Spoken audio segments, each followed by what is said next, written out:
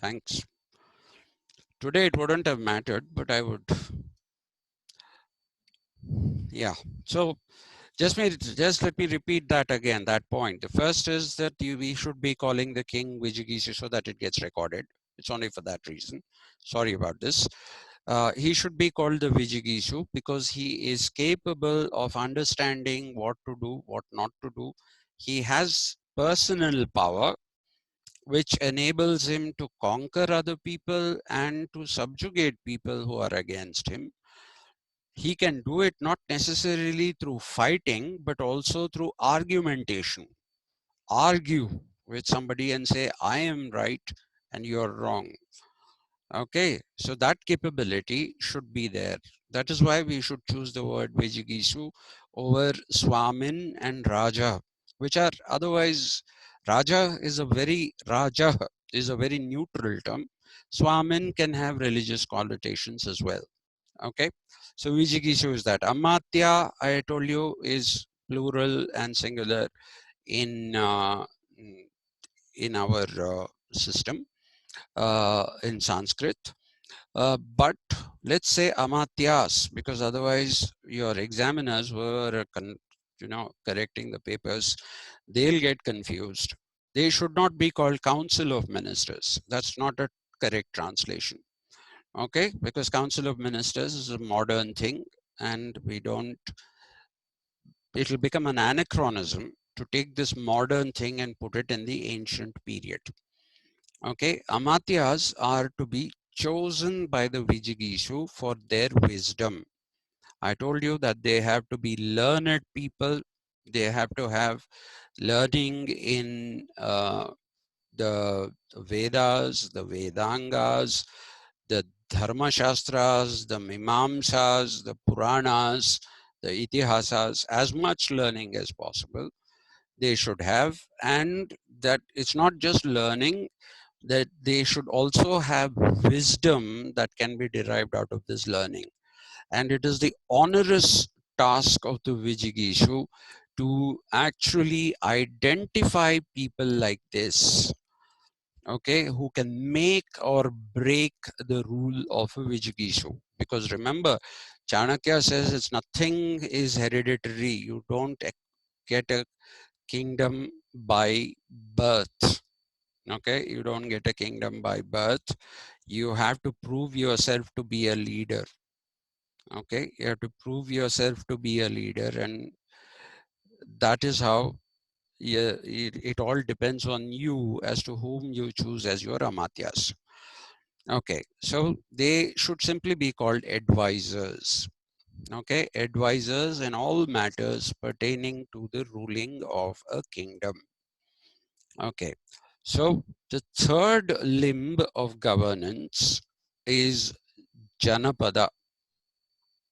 Okay, I told you the other day that Janapada, this usage of Janapada that you find in Chanakya or Kautilya is completely different from the usage of the Vedic period. In the Vedic period, what we find is that the Janapadas are republics with chieftains, okay, who don't really have a luxurious life as compared to normal citizens. They are like normal citizens, but they do have they do have the uh, what should we say, some powers of decision making for the good of the Janapada. And this Janapada, you must remember, geographically is a place which is inhabited, completely inhabited. Okay, and that is why it is like a village. It might be a small village, it might be a big village, but it is a village. And it is Janapada for that reason, because that's where people are living. But what we find in Chanakya or Kautilya is the idea that Janapada is that part of the kingdom It's not a republic anymore as it was in the Vedic period. It is now that part of the kingdom where people reside. Because if you remember, I told you that he wants forests, he wants mountains, he wants perennial water sources, he wants several things. Okay, not just a population, not just a population. And it's not a republic. Okay, it's not a republic. In the ancient Janapada, the chieftain is elected, as is the Samiti, from which we have the Panchayat and the Panchayat Samiti. The Panchayat Samiti and the Samiti are also people who are in some sense elected, not in the modern sense of the term, as going and casting a vote, but they are chosen. They are chosen. In this, we don't have a Samiti, we don't have a chieftain. Okay, what we have is a king, a Vijigishu. He is advised by Amatyas, not by a Samiti, by Amatyas, and it's a kingdom where there are parts which are inhabited by the people and there are parts which are not inhabited by the people.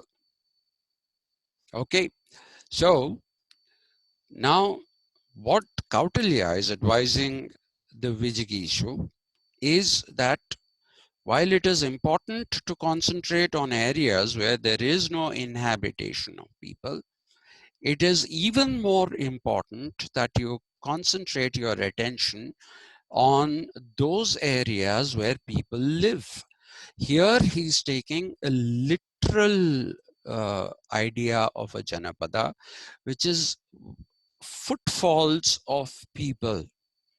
Okay, where footfalls of people are there, which is where localities where people live, the governance of those localities, don't call them villages, okay, call them localities. These Janapadas are localities within the kingdom and they have to be administered, and each Janapada within a kingdom might have its own different necessities. Okay, depending upon its location, depending upon its various cultures, and it is entirely up to the king basically to try and identify which part of his kingdom, which Janapada of his kingdom requires what, and try to provide those services to the people. And therefore, I keep telling you that this is governance and not about kingdoms. This is about governance. So the Janapada is the third limb of governance. Give different Janapadas which are there in a vast kingdom. The Mauryan Empire, huge empire. The Magadhan Empire, huge empire. Okay, so there are, in that there's no one Janapada, there are several Janapadas, which are localities, inhabited places. Okay, and then the fourth one that we talk about is the Durga, okay, or the Durgam. Please don't write Durga, as I told you the other day. Durga will become a goddess, okay, and don't also write the Hindi equivalent, which is Durg. Durg is not a word, right? These Hindi people have a problem, North Indians, basically. They can't end with an ah sound. Okay, I get phone calls, spam calls, and they ask me, जी मैं सतीश चंद्र जी से बात कर रहा हूँ. I tell them, भाई साहब मेरा नाम सतीश चंद्रा है, चंद्र नहीं. They don't say Chandragupta, Chandragupta. Okay, that's how they pronounce. Chandragupta. Gupta has a totally different meaning. Gupt is hidden. In Hindi, it's not a Sanskrit word, it is a Hindi word. Gupt means that which is hidden. So you're changing the meaning completely when you say, when you pronounce like that. So Durg is not a word at all. So say either Durga or say Durgam, both of which are acceptable in Sanskrit. Okay, and here we are talking either about a fort or a fortress. Okay, fortresses are slightly smaller. They are more like army outposts. Okay, they are like outposts, whereas forts are bigger. And one kingdom doesn't have only one fort. There are many forts, fortresses in kingdoms, and they have to be located strategically. Okay, they have to be located strategically, or actually the correct pronunciation is strategically. Okay, they should be located strategically in areas which are likely to be attacked by enemies. Okay, some of the areas we have, for example, will have natural boundaries that deter the enemy. Okay, one of the good things about India, for example, is that we have the Himalaya mountains. Okay, so the Himalaya mountains themselves act as a pretty good border, right? They act as a pretty good border, and it's not easy for people to climb and come in and all. But we also have a huge peninsular part, which is water, which is open, okay, which is completely open. Anyone can come in through that, right? And that is exactly what happened all those years ago when the Taj 2611, as it is famously called, when the Taj Hotel in Mumbai and a few other locations like the Victoria Terminus, which is now called the Chhatrapati Shivaji Terminus, terrorists went and shot dead innocent people, right? And that was something that lasted for 3 days, and it was shown on live television. It was a horrible thing, and that shows that there is a vulnerability. And the sad part is our Navy is one of the weakest in the world. It is one of the really, really weakest in the world. We should have a very strong Navy, given the fact that we have such a big coastline. Okay, nearly 70% of India is coastline. There is that coastline there. And we have one of the smallest navies. We don't even have adequate coast guards. Okay, and therefore that is always a matter of concern. So when you're talking about forts, fortresses, you are saying, look at where you are vulnerable. Okay, look at where you are vulnerable, where somebody can attack you, take you by surprise, and then build a fort or a fortress there with soldiers keeping an eye on what's happening. Okay, so forts or fortresses, which are called Durga or Durgam, are the ones that are to be the fourth uh, limb of governance, okay, as protection from invasions. Okay, then you have Kosha, some people write. Some people write Kosh, and some people write Koshah. Okay, again, Kosh is not something that can be accepted. Kosh is not a complete word. Kosha is a complete word. Koshah is also a complete word, but Kosh is Hindified Sanskrit, which is not really acceptable.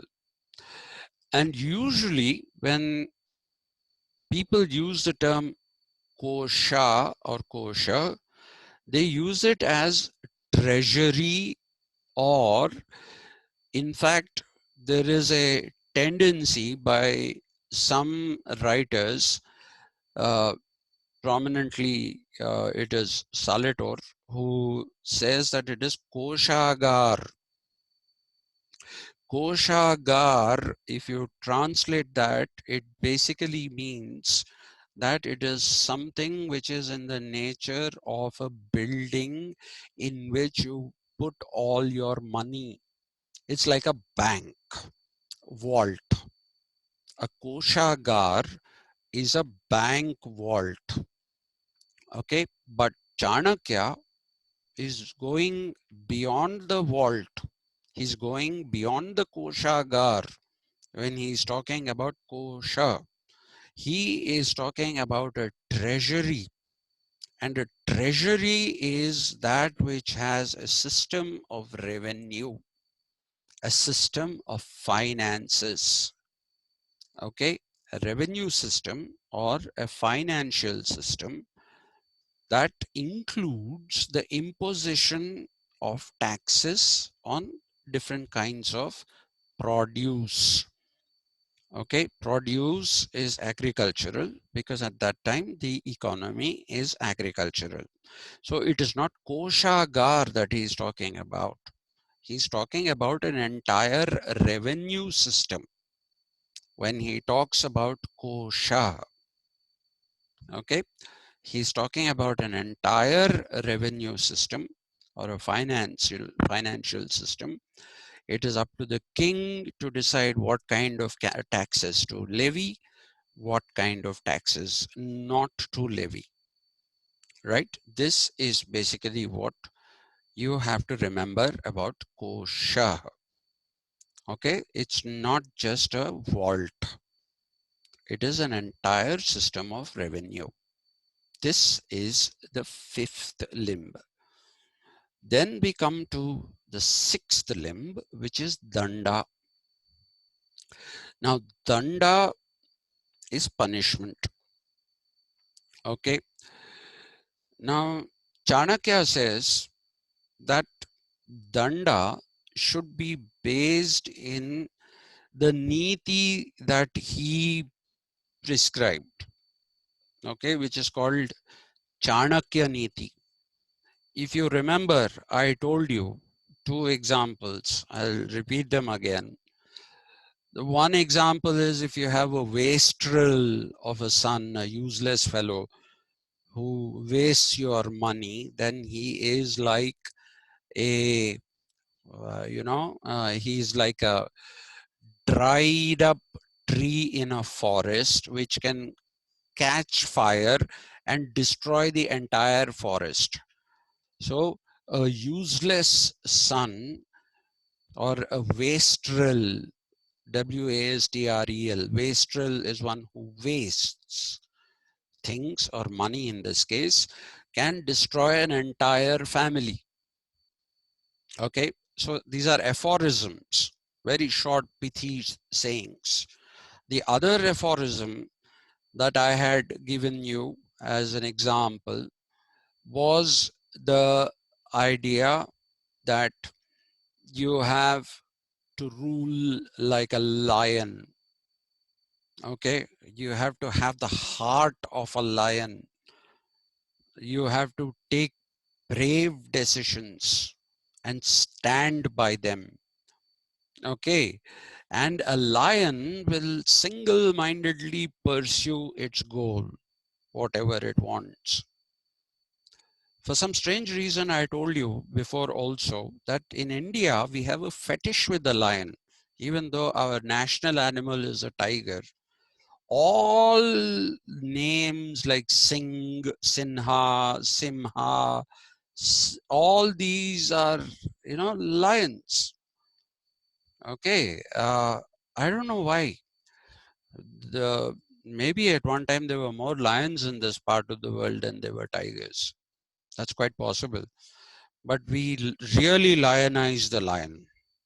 That is a redundancy. Please don't tell this to anyone. Okay?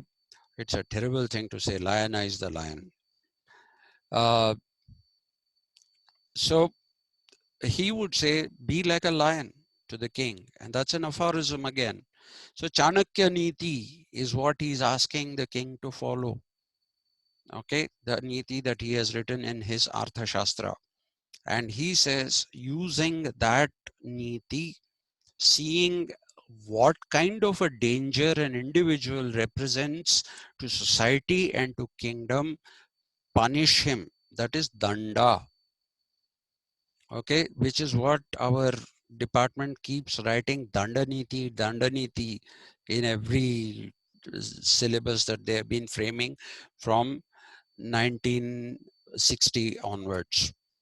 Okay, so danda, as per the Niti Sutras of Chanakya, which are different from the Vedic Niti Sutras, which are derived out of Nyaya Shastra and Dharma Shastra. This is not that. This is a different Niti. Okay, this is based in Chanakya Niti, which are aphorisms, and danda is punishment. So a king has to judge who should be punished and who should not be punished. What kind of punishment should be given for what kind of crime? So again, the important thing, operational term, vichakshana. That is what the Vijigishu or the king requires. And the final the final limb of the Saptanga is Mitra. Okay, Mitra is friends and in a direct translation. But what Kautilya or Chanakya is saying is allies. Mitras are allies, other kings who don't fight you but become your allies, so that you don't have to fight wars. Don't unnecessarily fight wars. Chanakya is not a champion of going and fighting wars. He doesn't champion that cause of war. He says, don't fight a war if you can avoid it. Okay, so therefore, inculcate friendships, inculcate allies who are with you, who will not attack you. This we'll discuss in detail in the mandala theory. In the mandala theory, all this is more in detail. Okay, so this is it for today. I don't know, as of now we still haven't had any idea, don't have an idea of whether it is a holiday or not tomorrow. If it is a holiday, let's take a holiday. I'm a little too tired of teaching. I don't know why. But if it is not, as per schedule, 12 o'clock. Okay. Okay. Thank you very much. Yes. Okay. Okay, sir. Okay. Bye-bye. Have a nice day. Yes, thank you. Mm, yeah. Bye. Bye. Bye.